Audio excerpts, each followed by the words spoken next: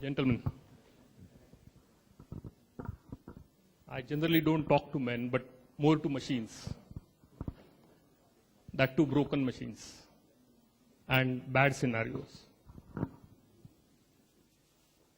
Mrs. Srivastava said that when there is Oklahoma cyclone, she starts thinking what goes out of GIC's retention or GIC's ceded premium. We loss adjusters are always welcoming such scenarios. That's our life. The topic given to me was only journey so far. I have added the further words. I don't know whether journey so far people are interested also in knowing.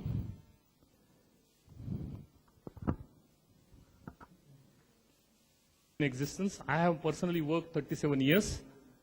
Lucky in a sense that the major part was a closed economy. I'm saying lucky because most of the talent was developed in-house.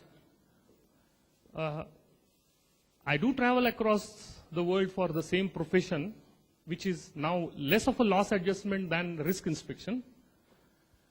And I find that when I tell people worldwide that we have handled $80 million claim, $60 million claim, they are surprised. They say, no reinsurance surveyor has come, nobody has come from London. You handled on your own. And when we say yes, they literally start thinking, what's wrong? Why are we not in India? So international loss adjusters look at you with some respect when you tell them that these are the claims you have handled. So why? Because we were growing, steel, refinery, roads, every industry was growing, claims were coming up. You all entrusted us with work. We had to develop our talent in-house and in difficult scenario. Why I say difficult? Because I think I have freedom. The ministry officials are not here. We have made our rules so complex. Well, I'm talking about from tax point of view and other issues, that to do correct loss adjustment, one had to know tax laws, one had to know accounting standards, one had to know hundreds of peripheral things than the machines and or other such things. And that helped us to do, I believe, a bit better. Typically 300 assignments a year with 4-5 offices and 14-15 engineers working for you. You are now a 10,000 assignment veteran. And the experiences, underwriting experiences are exactly from that. I have no training in insurance. I have no qualification in insurance. I don't know about risk rating. I don't know about pure risk rating. This is all practical experience and more of a storytelling, partly because on statistics, somebody else is expert who would talk. On insurance, underwriting and how we did, somebody else would talk. I know only about what practically is going wrong.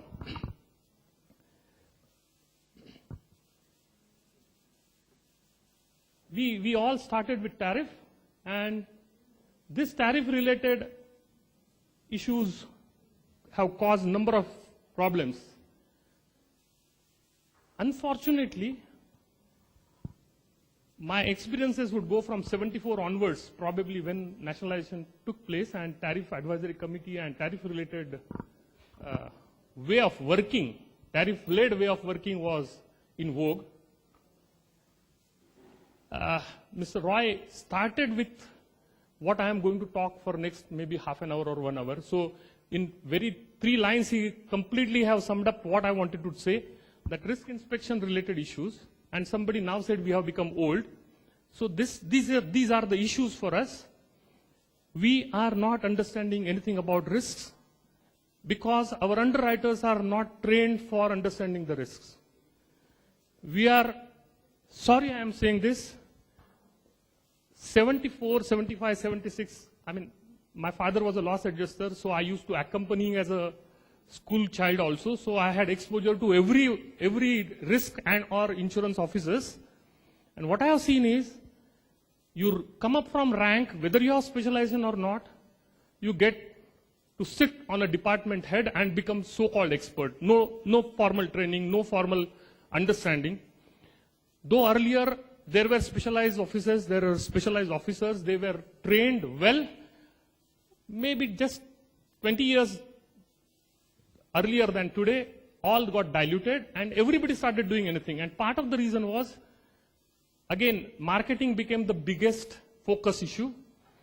Marketing personnel started getting more money and more halo behind their heads, and the technical department lost completely to those marketing people. And I believe even today, in many places, it's the marketing man who decides whether the claim would be paid or not, and not the technical people. This has to change, but this is what is one of the key issues. Now, sustainable underwriting is mentioned somewhere.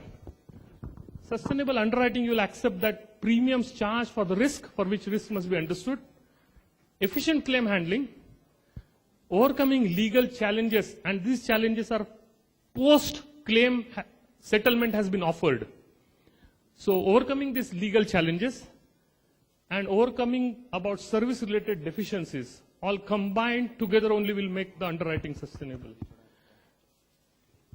And sustainable underwriting, always people start talking charging proper premium. But whatever premium you take, if your policies are not good, your handling of claims is bad, post-claims your legal handling is still worse, and then your service-related perceptions are bad.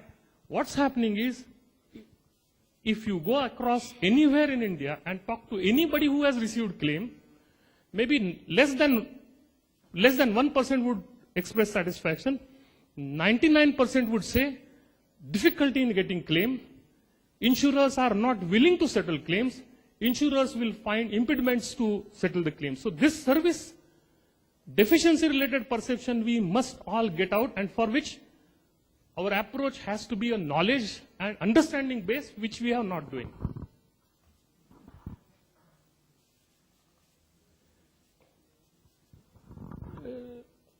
I see a lot of callousness in handling legal challenges.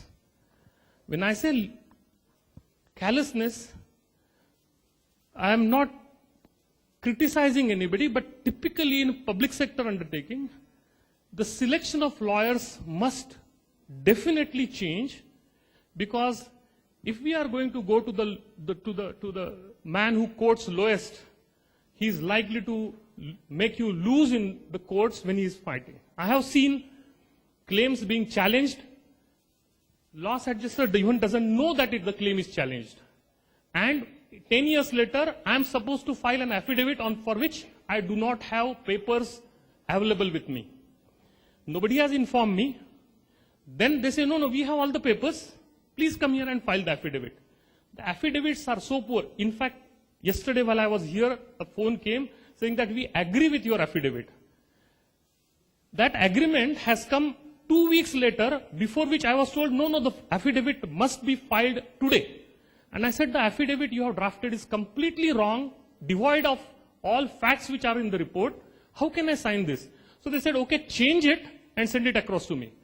After I changed it, they took 2 weeks, and yesterday they informed it must be filed on Monday. This is a regular practice by the lawyers, public sector using in Delhi, because Delhi being the National Consumer Forum, and most of the lawyers are working there are, who is being used?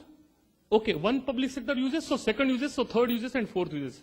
They have so much work, they are not bad, but they have so much work that the job is handed over to some junior, and that junior is not capable of handling your claims.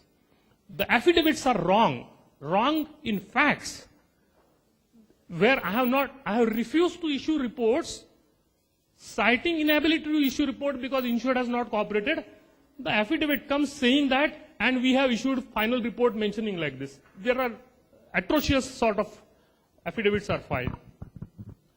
I have seen, if we issue report with 20 annexures, the annexures are never filed in court. And they don't realize that once filed, court would not allow you to change the evidence which is supposed to be already filed, annexed, attached. So I don't know how you will change this scenario. And on top of that, after all of this is overcome and probably you start really arguing your cases in court, the defense is really, really poor.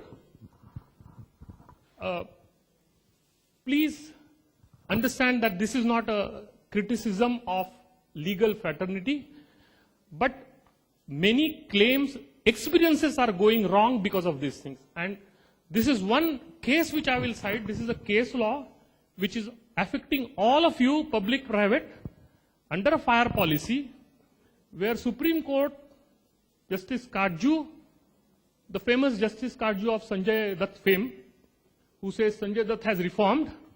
So he has given this ruling, and this ruling was on a case where the claim was in a, sorry, I'm still not able to correct this. Why this is happening? Can somebody help me, please? This, I will have to now read that it was a standard fire and special perils policy, and this was for a fertilizer complex. And on 8/1/99, there was a short circuiting in switchboard in substation, and this resulted in a flashover in that panel. The flashover and overcurrents generated excessive heat. This is what I have taken from the narrative in the court case, which is available on net. I personally believe this overcurrent generated excessive heat, though correct, was never material to the case, but it was there in the case narratives. The paint on this panel was charred by this excessive heat, producing smoke and soot. And there is something which is a non-metallic separator sheet that was supposed to have developed hole. This also developed to short circuiting, led to power also tripping. This is absolute ad verbatim taken from the court narratives. As a result, the entire electric supply to the plant stopped, and due to stoppage of electric supply, the water and steam to waste heat boiler, which was starved, and then it led to damage. The two claims were made. One was 1.35 crore, other was 19.11 crore for loss of profit.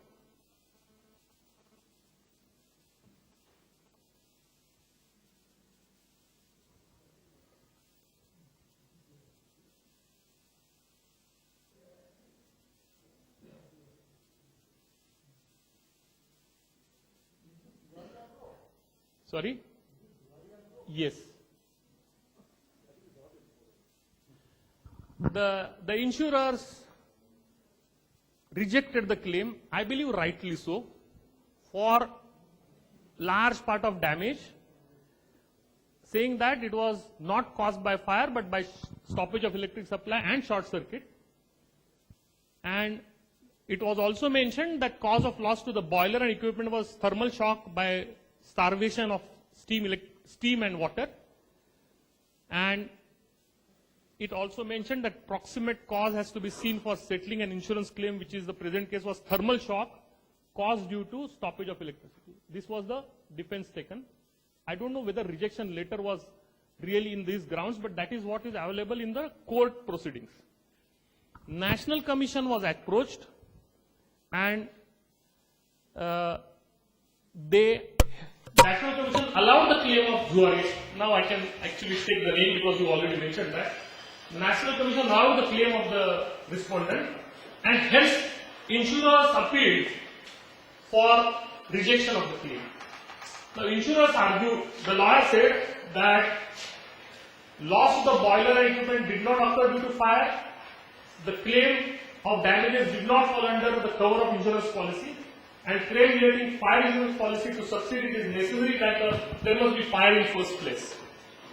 In the absence of fire, claim cannot succeed. Lawyer further submitted that in present case there was no fire, and in any case it was not the proximate cause of damage. Lawyers for the respondent did not put up any great argument. They said this representation by plaintiff is wrong and National Commission has already held in our favor, so it should be continued. That was the only argument at least which can be read. And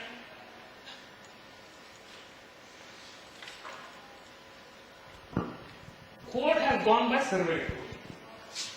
Court has also gone to Wikipedia to understand what is fire. See, these are the trends which you have to understand will continue to dog all of you, because somewhere in Wikipedia or somewhere somebody will read definition and say, is it there? It's there. So, if it is there, and because this is a common general perception and understanding which a lay reader must understand, if this is available, I will read against this. And if you don't attribute these meanings, why your policy is not correct. So this will continue, and that's why I am pointing out only specific details. The court reads from Wikipedia to define what is fire, and they say, court says, we must first determine whether there was fire. Now this is where again our reports start becoming more critical and important, and we are useless on that part. Understand, as an engineer I write something, and I don't know which lawyer will twist all my language and ask me questions whereby all my credibility and 35 years of all my work will be read to zero in that particular case. So, NIA, IRDA,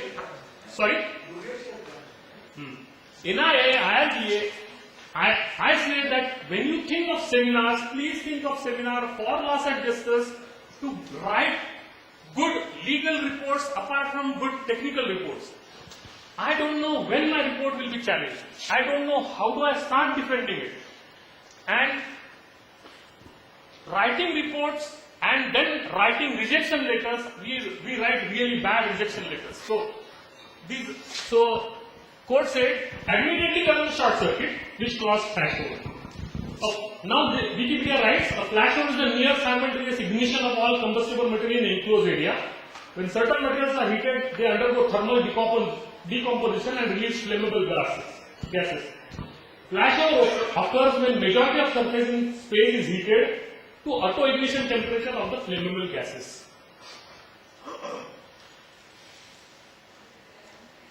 The preliminary surveyor in the report had mentioned like this. Why he had to write this, I don't know, but he had written this. Flashover can be defined as a phenomenon of developing fire. There can be no fire and there can be still flashovers. Lightning is a flashover of highest volt. It is not fire. We never call lightning a fire. So flashover can be defined as phenomenon of developing fire. If somebody has written this, it's available on your record and it's going to be a part of court proceedings. Or a radiant heat source, radiant energy at wall and ceiling, so and so forth.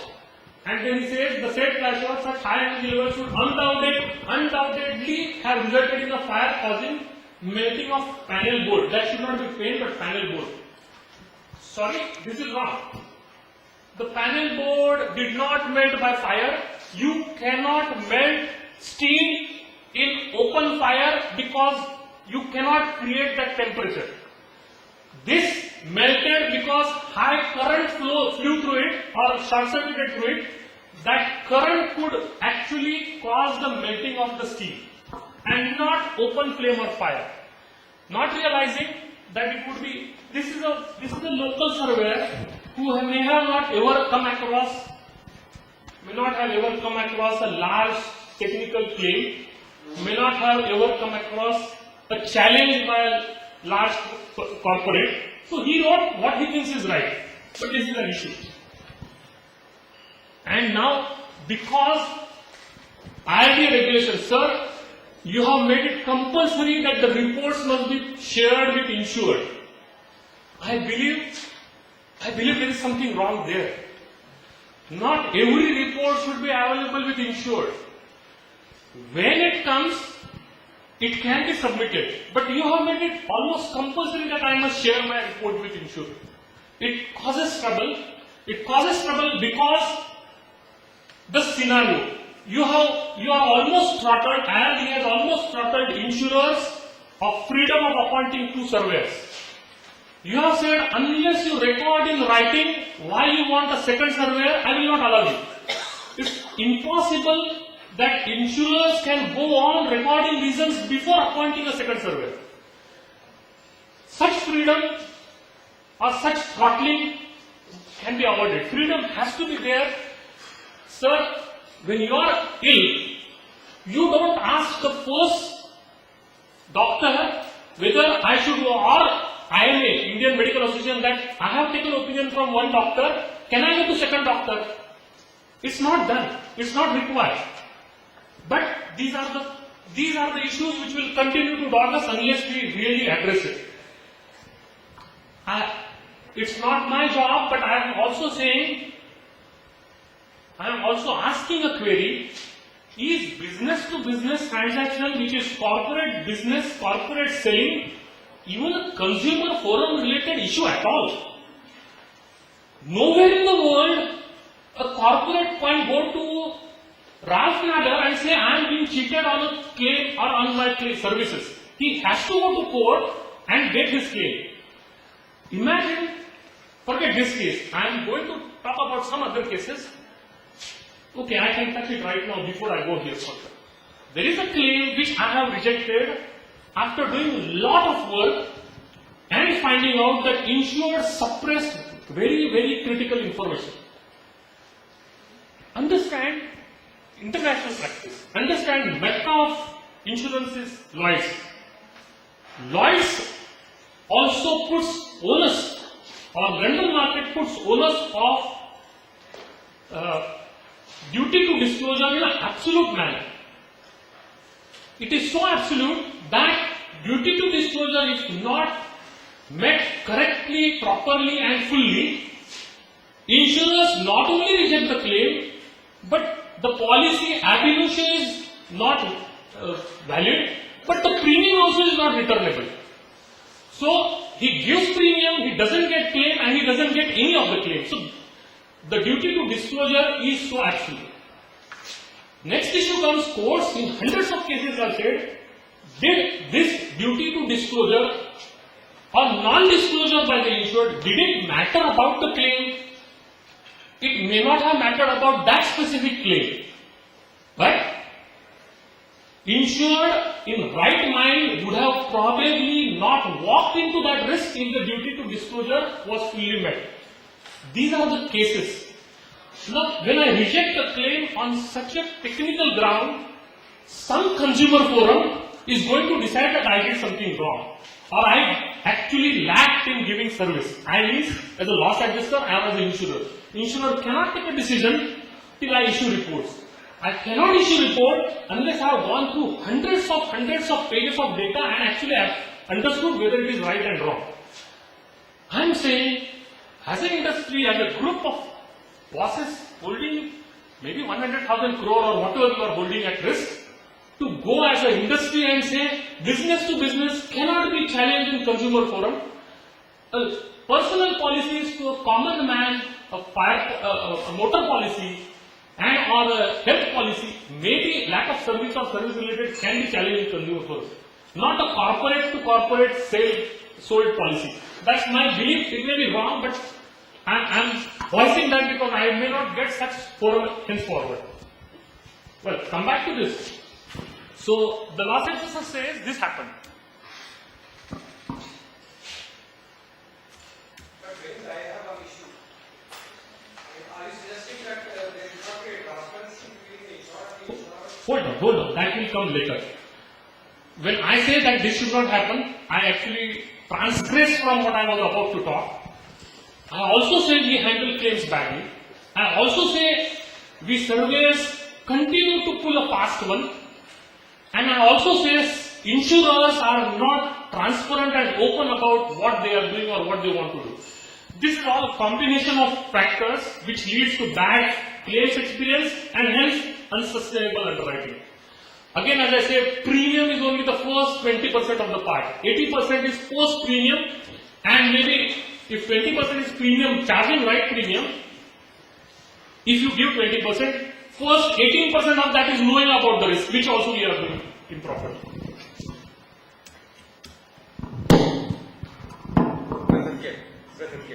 Sorry?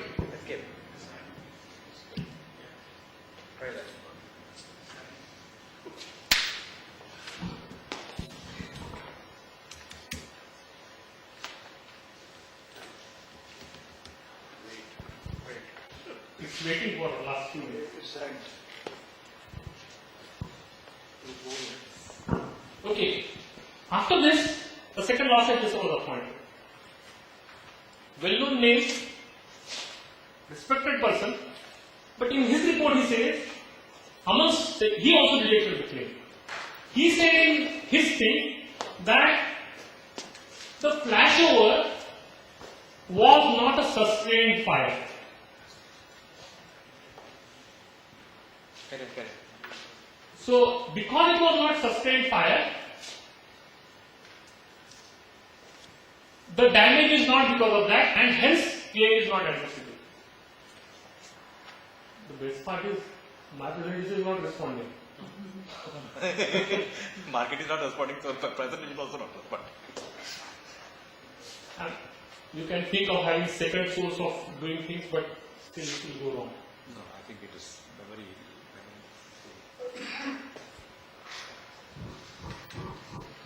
And court then came out with scathing remarks saying that insurers have not defined what is fire. Nowhere duration of fire That's what I can. is mentioned. Nowhere it is said that fire has to last long for 10 seconds, 1 minute, 10 minutes, 15 minutes. Court said nowhere it is mentioned the policy that what should be the duration of fire. If you are even for 1 millisecond there is fire, I cannot say that fire was not there. Insurers have admitted in their plea to the consumer forum. Now here comes the defense. Our defense was wrong, probably. That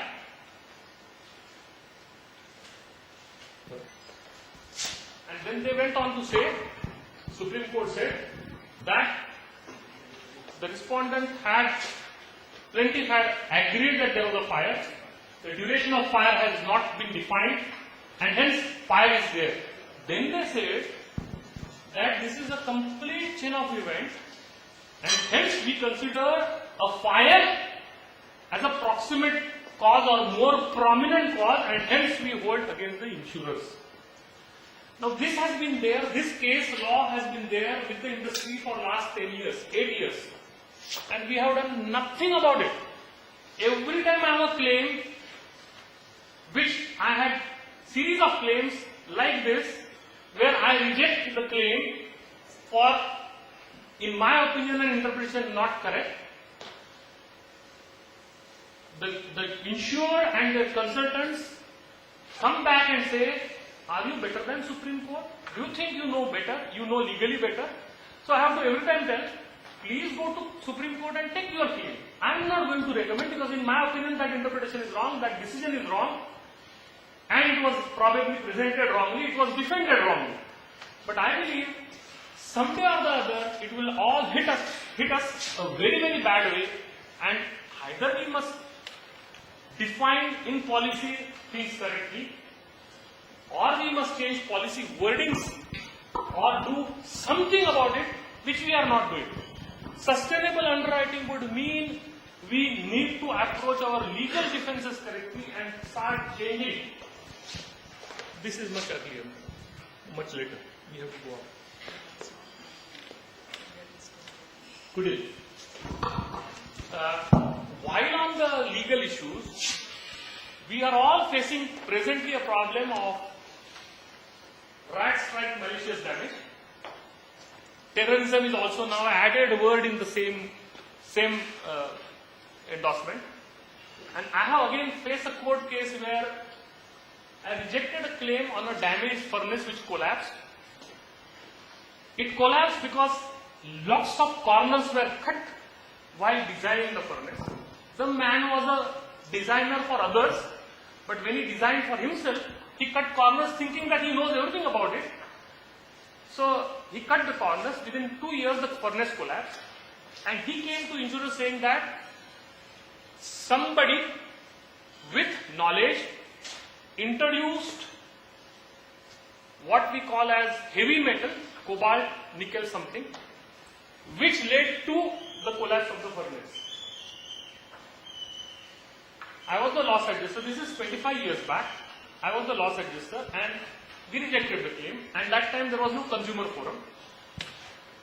It went to district court, and in district court, the judge started examination or just started hearing, and the lawyer wanted to understand. The first question was, Mr. Bhattacharya, what is your qualification? I said electronic engineer. So he says, do you know anything about furnaces? I said, I know because I have seen damage. No. Have you operated? I have to say no. Have you designed? I have to say no. Sir, please understand, this man who is supposed to be rejecting the claim doesn't know anything about furnaces. So can we even take his opinion as correct? So judge was good. Judge was really good. Just said, Mr. So and so, don't attack credibility of a person who is standing as witness for opposite party. His report is there. Let's talk on the report. And then he actually kept everybody away and started one-to-one examination of mine. You have written the report, I said yes. You have rejected the claim, I said yes. Why have you rejected the claim? I said, the claim is under malicious damage related endorsement, and he has not proven malicious act on part of anybody. He has not named anybody. So judge says, well, why do you want that? I said, sir, what do you mean, why do you want that? How does one prove malicious damage? He says, if you wanted it, that it should be proven, have you mentioned it in the policy? So if we read our policy, it doesn't require anywhere that we have to prove malicious act on part of anybody. He says, please differentiate between malicious damage and malicious act. I said, sorry, I am not qualified to do that. He says, okay, I will take you step by step through it. Then he asked me, have you gone and seen the furnace? I said, yes. Do you think that furnace is designed well? The words were designed. I said, yes. Do you think precautions to prevent accidental damages is there? I said, yes. Were those arrangements to prevent accidental damage working? I said, yes. Do you believe that in spite of that there could have been accidental damage? I said, no. Then he asked, do you believe the operator could cause such damage? I said, yes, he could cause damage. He says, by what means he would cause damage? By maloperations or by introducing the heavy metals as contended by the insured? I said, both. Then he asked me a query. Gentlemen, you have said, I understand. Now come back and tell me, why have you rejected? I said, he has not named the operator. He has not even tried to name anybody.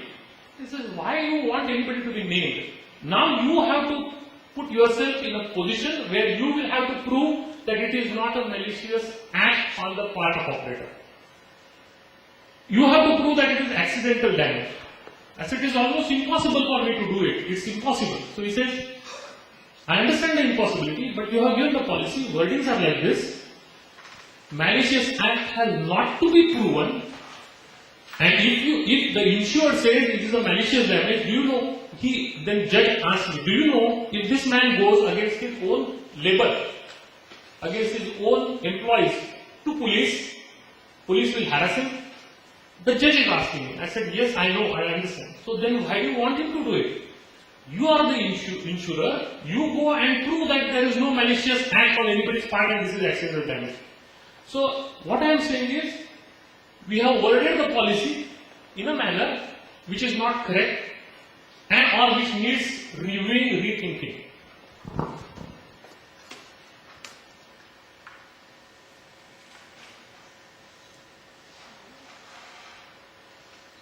There is another issue which has come up. Because the regulator doesn't allow insurers to appoint second surveyor, it has now come to such a ridiculous stage that insurers are unwilling to appoint a surveyor till they know estimate of loss. Because they want to appoint a good and correct surveyor. Right now, while I was coming here, there was a scenario where I was appointed by a insurer for a material damage claim, which was explosion claim worth 10-12 crore. I knew there is a BI policy which was with some other insurer. And that other insurer said, unless I have a report, I will not appoint somebody. Now, how does he get report? Both insurers are different. One is the public sector, one is the private sector. Unless I have estimate, I will not appoint a surveyor. I am telling the insured, please start taking loss minimization steps. Do this, do this, do this. He says, sorry, I understand what you are telling me, but I am not going to do anything what you tell me. So I said, why? Why are you sure that the loss adjuster who will come from on behalf of other insurer will tell me the same thing? Why do you think that he will not cause me trouble by telling me that evidence is destroyed? Why do you think that he will listen to what all you have said? I retracted, kept quiet, insured, actually did all the steps which could have been done, but his approach was like this. And it is only because if second surveyor is allowed, in fact, non-appointment of second surveyor must have led to troublesome cases only in 2% of cases for 30 years.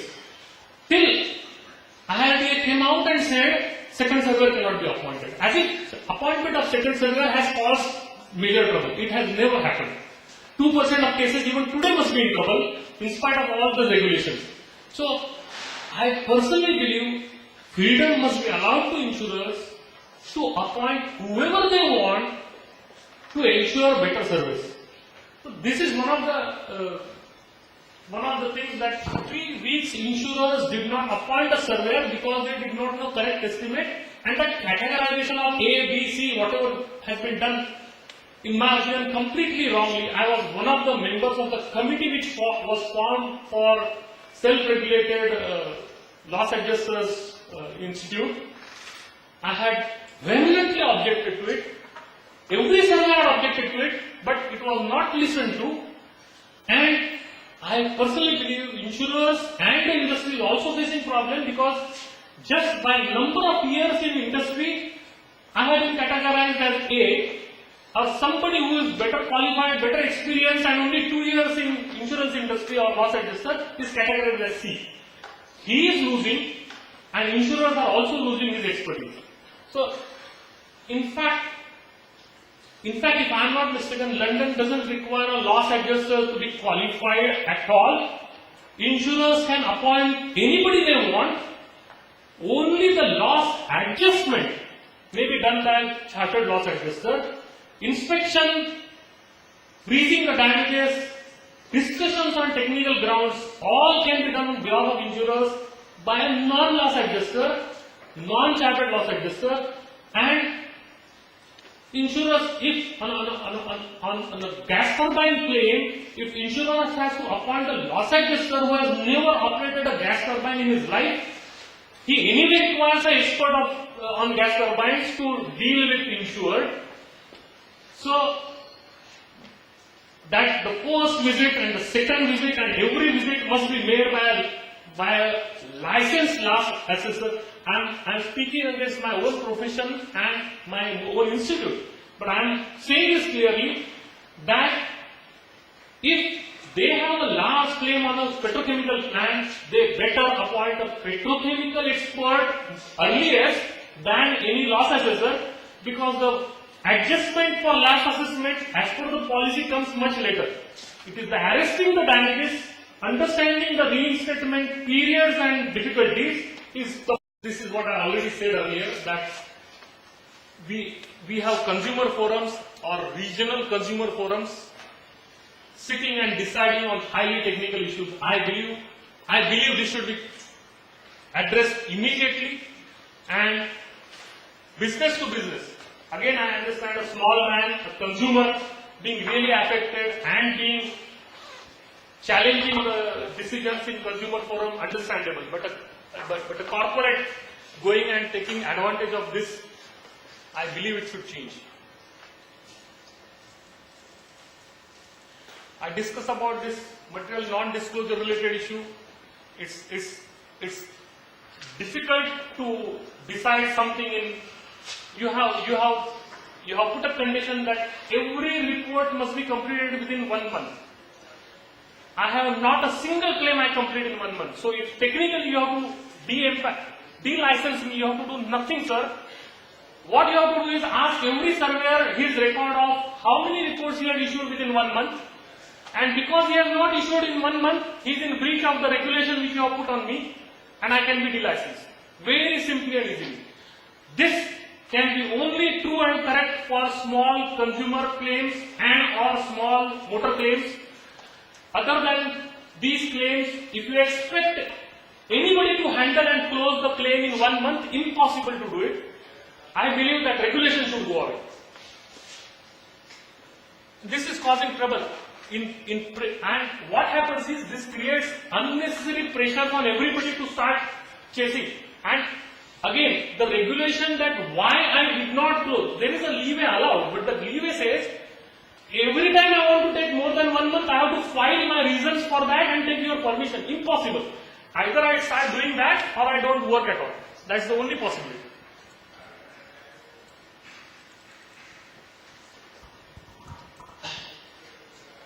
Claim handling, better claim handling can only go hand in hand with good policy wordings. We are absolutely bad in our wordings. I am sorry to say this, but the tick box culture which we imbibed during our tariff days, people without processes, knowledge of processes or knowledge of what happens on ground, sat on that processes and tick for forms being there. They have worded the policies, they have worded the endorsements, and this is particularly one.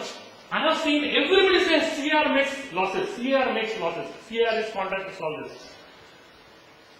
Post 20 years, if CR never made losses, why only CR makes loss now? Because we write bad policies, we don't understand what are the processes of construction projects, what are the technicalities, what are the schedules, what are we exposed to, and that's why we are making losses. And after that, when claims are being handled, we are soft.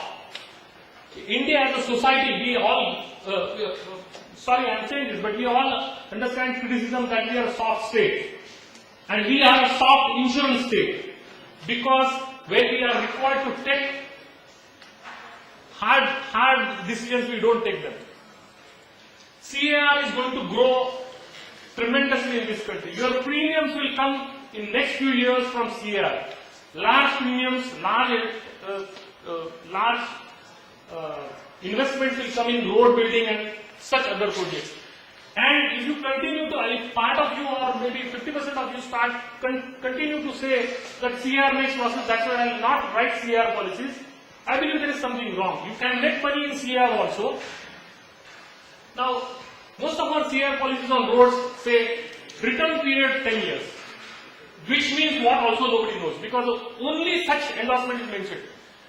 While construction due weightage or due consideration will be given for return period data for 10 years. It means nothing. If you don't qualify it further, you don't write further. Now, why this 10 year has come from, I again don't know.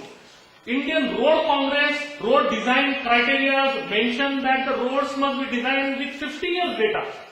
The tender says 50 years data. Anytime gives with tender with 50 years period data must be accounted for designing the roads.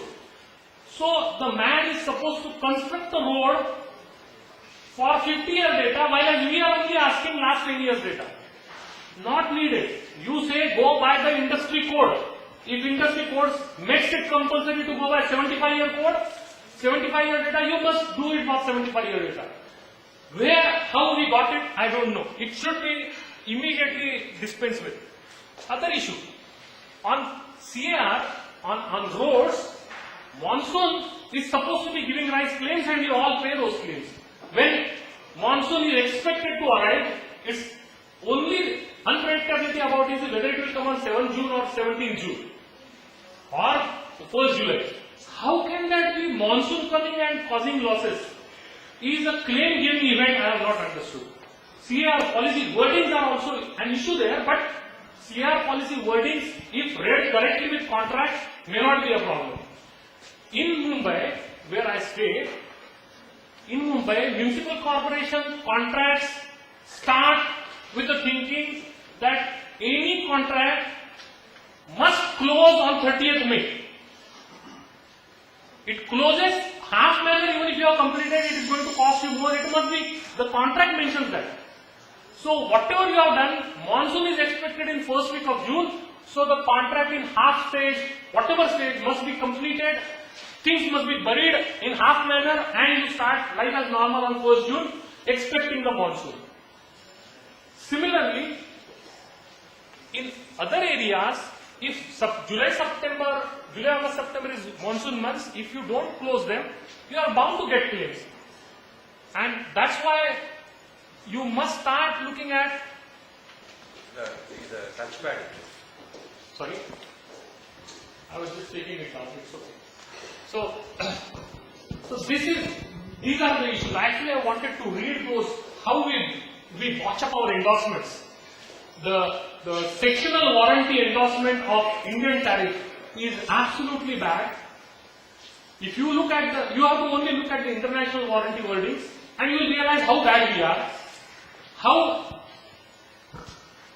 typical Indian way of adjusting things, we have worded the warranty badly. What is it that you do and I am not doing? I don't know what time I am left with. Huh? It's 12:50. Somebody say over. I have no immediate retort to that. But if I have to close, anyway, yesterday I was discussing with somebody. All our collective approach is like a Devanand song. मैं जिंदगी का साथ निभाता चला गया, हर फिक्र को धुएं में उड़ाता चला गया, एंड बर्बादियों का जश्न मनाता चला. बर्बादियों का भी हम जश्न मनाते हैं. 13th डे मॉर्निंग होने के बाद even death in a family we distribute sweets. That's Indian cost. It shows life as normal. On 14th day of a biggest disaster in our individual personal life, claims is exactly like that. 400 crore claim doesn't shake people in this country. It's something ununderstandable. On 400 crore claim, or 100 crore claim or 50 crore claim, my wife continues to ask me, why are you getting so anxious? None of the insurance who is going to pay is anxious. Why are you so anxious? So this is something which is, we must come back and think. And I'm now trying to do some international work, so I've prepared a nice brochure because they believe more on presentation than on what is the content. So in that, I had mentioned that I have handled $80 million claim. And I met one CEO and I said, but you have also handled $80 million claim. He says, where did you read it? So typically he had handled $8 million claim. But because we use crores and they use millions, I made that mistake. So when I said $8 million claim, then I suddenly became a little bit, he said, you have handled $80 million claim? Such a large claim? I said, yes. And I said that, okay, $10 million, $8 million claim is regular for me. I even don't go, my juniors go. So he says, do you understand, a $500,000 claim is large for us. Internationally, insurers individually bigger than probably combined of public sector also think $500,000 claim is big. And we have become insensitive to large claims. I believe we have to come to that sensitivity. I think I will have to skip a lot of things.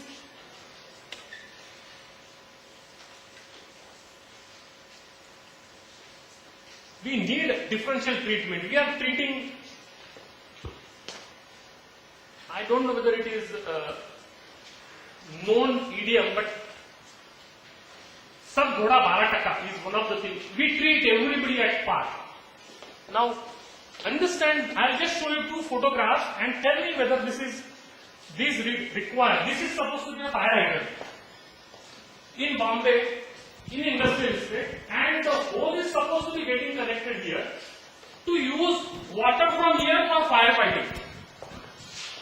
This map, this area, this is another view of the same, and this, in another industrial estate you have this. So can you ever treat these two risk or risk locations on par together, carrying same rate, same discount, same whatever you are doing? Please, gentlemen, treat them differently. Please treat them differently. Rates have to change.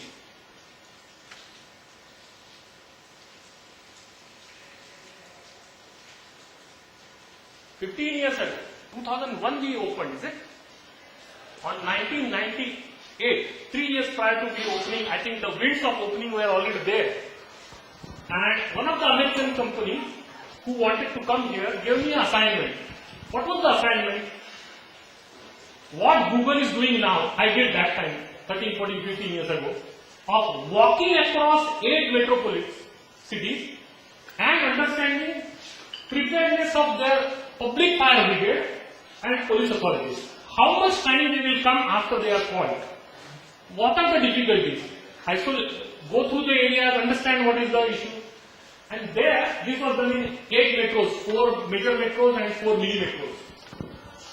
And this is what I found, which is true even today. It may have become worse, but there are hundreds of fire hydrants without any water there. And when I went to municipal fire brigade and talked to fire chiefs, they said, no, they are well maintained. See, we are spending money on that. So I said, I understand. Is there water there? He said, what are you talking? Water gets stolen. Theft of water in cities. There is no water there. I said, are you maintaining? Then I showed him this photo. He says, if I say I don't maintain, where will be my budget? So in paper it is maintained. The budget is used for something else. So these are the things we must understand. We are fighting. Insurers are fighting this. We means you all are fighting. You are paying for this. You need to form a lobby to start municipal bodies and local bodies and local governments to start doing their jobs. Bombay Municipal Corporation, Mumbai Metropolitan Regional Authority, MMRDA, all have budgets to clean up the nalas. The money is there, but it is not spent. And you are the sufferer. When there is a water in low-lying area, you are the only sufferer. You as a collective body must approach the authorities in April and May and start saying, you must do this today. And they won't listen to anybody else. But a lobby like yours, controlling 100,000 crores, whatever that premium, and industries probably would work. Another German company had assigned me to do flood mapping of Bombay. Now, our family has been staying in a suburb of Bombay for 140 years. And I have seen we would never have flooding in Bombay except small, even Milan subway, the notorious place, had no floods. The floods are happening because our town planning, integrated development just doesn't exist. Where there was no flooding is now flooded. So how do you tackle that? You must have flood mapping. You must know rains lead to where water accumulation and differential treatment again. This, at least in Bombay, I have done by pin code. If you click, you can know what are the flood areas and how you then treat them. The red, amber, and green would tell you that no flooding. Something. This is required collectively by you, sir. If we have to do sustainable underwriting, and we have to understand that flood is going to be risk, at least the ratings or the deductibles have to change. And they can change only if you have flood mapping.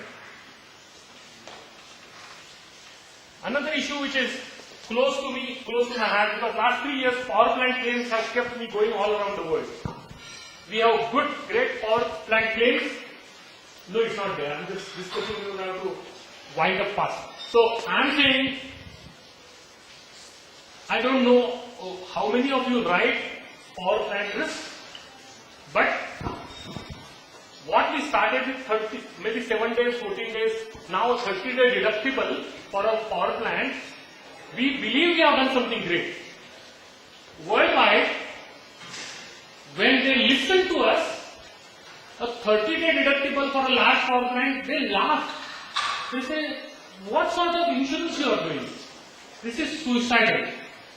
Large advanced class gas turbines, large 500 megawatt, 800 megawatt turbines, 600 which are coming up, cannot think of getting detectable lesser than 60 days. 75 is a norm. 60 is a very, very good feature, is a 60 day. And on 30 day, our industry is crying. And we, as the insurance industry, believe that 30 days means we have achieved something. We must push all of them to that 75 day or 60 day issue.